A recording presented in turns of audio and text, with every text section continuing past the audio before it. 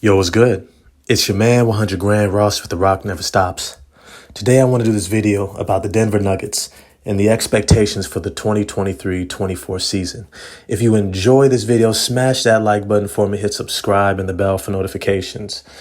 Look, I think it's obvious and I think almost overwhelming at this point how much NBA fans and critics and TV, YouTube show hosts are mentioning that Denver is not really getting a lot of love when it comes to people expecting them to repeat. Because really, people aren't. People aren't. And let's be frank, last season was a great year for the Denver Nuggets. They had an incredible run. They had an incredible amount of health.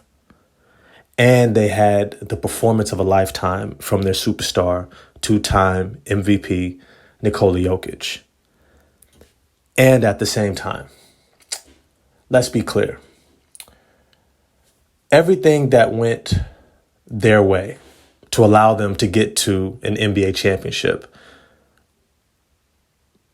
it went their way in a way that I don't know if everyone expects to happen again. Let me be clear about that. The teams that they faced, the lineup that they had to go against, it was favorable, to say the least. And not just favorable, but they were going into the playoffs 100% healthy. Not a single person was hurt, injured, dealing with a significant injury. They were playing at their optimum, while many of these other teams from Minnesota to, I believe it was the Suns, to the Lakers, were not. And even in the series against the Lakers, all those games were extremely close with a LeBron James who's playing on one foot. You see, when you look at what it takes to win an NBA championship, which is why you have to give props to whoever does, what it takes is a tremendous, almost what they would say, a Herculean effort from an organization, from a team, from the players, from the coaches, everything aligning and hitting just right. And when it doesn't, you fall a little bit short, a la the Lakers, the Golden State Warriors, the Phoenix Suns, right? When things just don't break in your favor. But the reality is, this is a new season.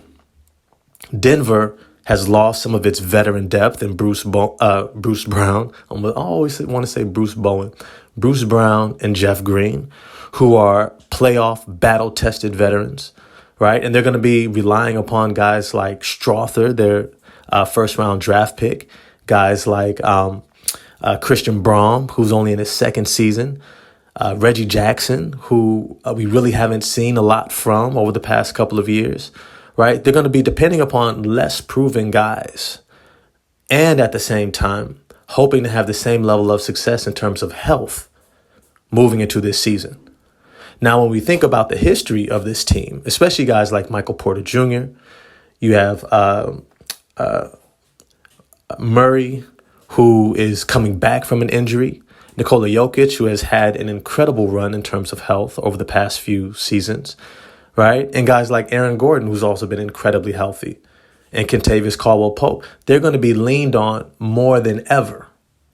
They're going to be playing more minutes than ever because depending upon younger guys who have less experience and who have been tested even less, means that in their growing pains, the coach is going to end up likely having to say, hey, in these close games, when the Western Conference is deeper than it's ever been, I'm probably going to stick with the guys that I can count on and that I know, which means heavier minutes for that starting lineup.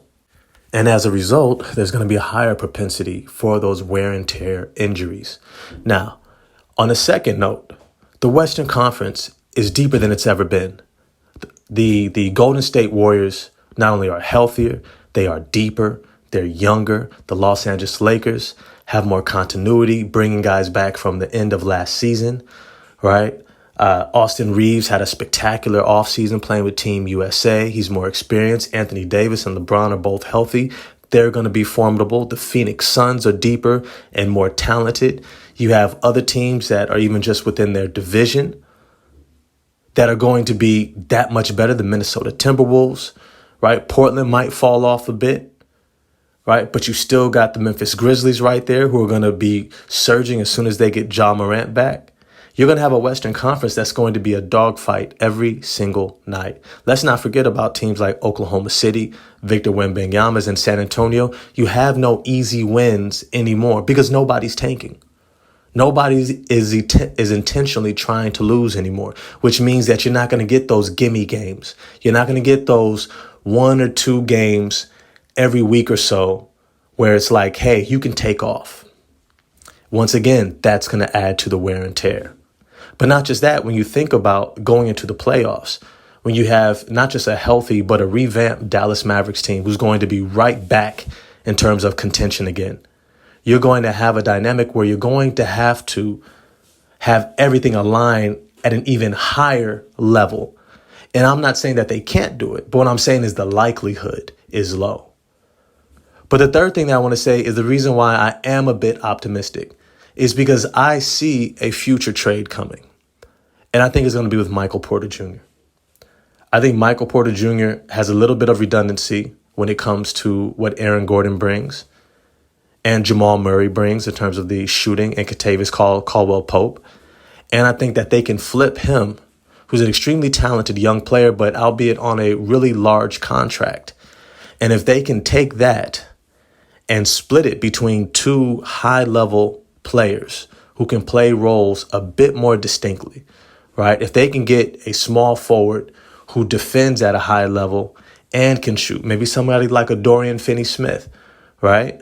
Maybe even somebody like a Paul George, right, in Los Angeles, right?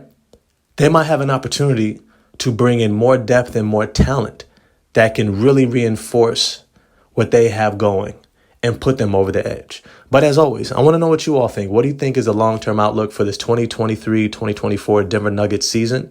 Do you think they have what it takes to go all the way with the revamped Western Conference, with the depending upon younger players and probably the more pressure or workload being put on that starting lineup, and even the potential for trades throughout the season, especially with Michael Porter Jr.'s contract? Holla at me in the comment sections, and I'm going to get at y'all next time. Peace.